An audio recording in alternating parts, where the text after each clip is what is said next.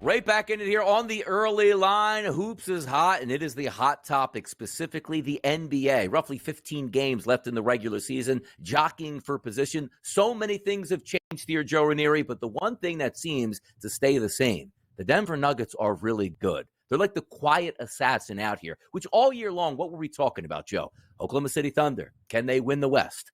Minnesota Timberwolves, can they win the West? Not only that, winning the West, but also winning the regular season and taking down the top seed. The Nuggets were always hanging around. But now, when we look at the actual standings, the first place team, it is the Denver Nuggets. 9-1 in their last 10, 4-game win streak, 51-21 in the season. They have a game lead over the Oklahoma City Thunder and a game and a half lead over the Minnesota Timberwolves. Then we have that shelf there. The Pelicans, 6.5 games back, along with the Clippers, the same thing at 6.5 games back, and the Sacramento Kings at 8.5 games back. Let's just take a look at that top six, and particularly the number one team, the Denver Nuggets. Should we have just expected this? Because I don't think the Denver Nuggets, Joe, got a lot of support from being NBA champions last year. It's a one-off. Let's see if they can do it again. They're ready to do it again, Joe. Yeah, no, they are, and I don't think they care one way or the other. There was a lot of conversation back and forth, Donnie, right after the All-Star break that with, your OKC right behind them, right, battling here. Minnesota was also within a couple of games. Like, who was going to get that number one seed? And the consensus was, well, Denver doesn't really care. You want to bet? Because they won again last night after laying, 14, 15 points.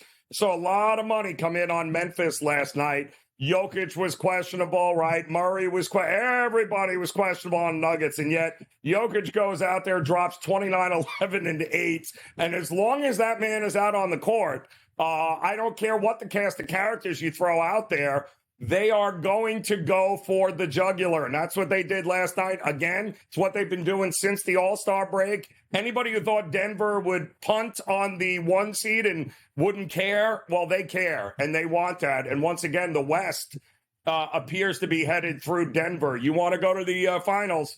Well, you're going to have to go through. Mile High. Look at home court advantage here. The Denver Nuggets, 29-6. OKC, 28-7. Minnesota, 25-9. It's so important to get home court advantage, in particular Denver, because you play in elevation. It is a true test. Forget about the fans being loud. You're playing in an environment that most teams in the NBA don't play in. Let me ask you this question on the top three. Nuggets, Thunder, and Wolves. Is it a foregone conclusion right now that the Nuggets will be the number one overall seed in your mind? Yeah, so here's a quote, Donnie, from Braun on Denver. Says, quote, "We're trying to get the number one seed the same way, understanding the importance of every game and understanding the importance of how big the number one seed was for us last year." That's a snapshot into what's going on in that locker room. Experience, knowing maybe that, hey, we were lucky to get the one seed last year. It worked out for us. The same path seems viable, and they're going for it here. If it ain't broke, Donnie, don't fix it in the Denver locker room. Top six right now, again, Nuggets, Thunder, T-Wolves, Pelicans, Clippers, and Kings. But let's take a look at that play-in round, the way it's shaping up. And the NBA has to love this, because if you want a pressure point here, it's like, okay, the Rockets might get in or the Jazz might have gotten in here.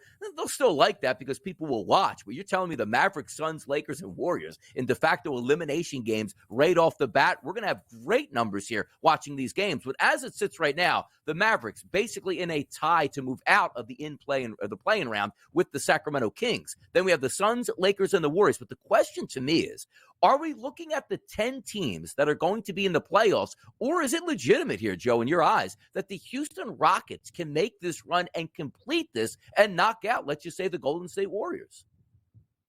Well, sure. They absolutely, I think they absolutely can, and they probably will. I mean, I don't think, listen, if the Warriors had gotten in, they were going to get in simply by the hair on their back. I mean, there's not a whole lot of people, Donnie, that thought, even 2 months into the season, by the time the calendar flipped, right, we all knew this is not the Golden State Warriors role. They're not flipping a switch. This isn't all of a sudden because Draymond is back. I mean, they made a nice run with it, but everything eventually, right, what goes up eventually will come down.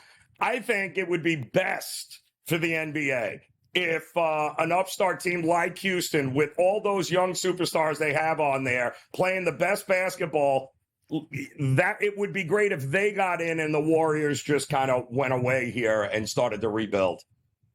Let me ask you this question here. You take a look at the Kings, the Mavericks, and the Suns, Joe. 8.5 games back, 8.5 games back, and 9 games back of the Nuggets. Now, granted, the question isn't, are they going to catch the Nuggets? They're not going to do that. But if I gave you one team out of those 3, Kings, Mavericks, and Suns, who winds up in that 6th spot there? It wouldn't shock me if Dallas does, because Dallas is the team that I would trust with Kyrie and Doncic down the stretch more than Phoenix. I don't trust Phoenix at all. Plus, Phoenix has no depth. So let's be realistic here. Sure, they could win in a 7-game series, Donnie. How many games, is Phoenix winning here that you would trust them? 1, maybe 2. You can't trust them to win a 4 of 7 series. They have no depth. And if an injury occurs, and let's be realistic, with those 3, an injury is going to occur at some time between now and the playoffs.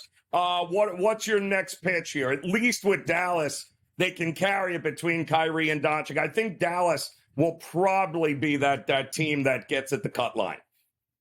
Let's move it over to the Eastern Conference here. 1 through 10 looks like we have the makeup of those 10 teams that are going to get in. Why? The Hawks are 5.5 games better than the Brooklyn Nets, who basically aren't going anywhere at this point. So let's focus on the top of the standings. And it's a runaway right now. It's the Boston Celtics, the best team, or should I say the best record in the NBA. 57-15, a 10.5 game lead over the second place Milwaukee Bucks, who hold a 2.5 game lead over the Cleveland Cavaliers. So let's start at the top.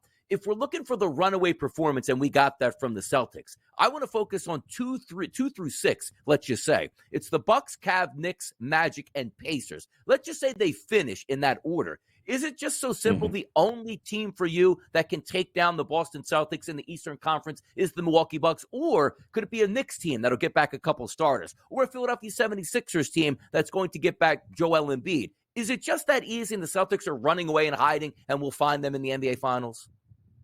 It's theirs to lose, Donnie. We've said it how long now? We've been saying it here over the last couple of months. It's not so much of another team going to get them. It's a matter of, will the Celtics beat themselves at some point here and allow that to happen? Because there's levels to this. At this point in the season, Donnie, to be 10 games better than everybody else is just it's crazy. It's absolutely crazy this year. And again, they'll get in, and last couple of years has been a problem, right? They've gotten there in the East, they get to the final, and then it's either they can't get past a team like Miami, who just wills their way past them. This, to me, is the defining moment of this Celtics franchise for this group, right? Tatum, Brown, you've filled all the gaps. You got a roster that you set up purposely to make sure you take it to the next level and bring home the championship. To me, this is championship or bust with the Celtics at this point. You're getting close to the Buffalo Bill, Jim Kelly era here if you don't get it done again this year, because you're running out of time, like it or not. Let me ask you a question, Joe, about the Boston Celtics heading down the stretch, because it's always as if you want to be playing competitive basketball down the stretch. And I'm not saying they're going to not put up wins and don't care about games. They drop a 30-point lead yesterday and lost that. Okay, it's no big deal. They still have a 10.5 game lead here in the standings. But coming down the stretch, teams like the Celtics, the Bucks, the Cavs, and the Knicks, there's not a lot to play for, because I guess you're jockeying for position, but we know the Celtics already have that number 1 overall seed. Are we going to get a different brand of basketball in the Eastern Conference playoffs? Like, oh, this is the real team on the court now, because over the final 15 games, there's not much to play for here. Is that a benefit to the Celtics, or maybe that's something you can use against them heading into the playoffs?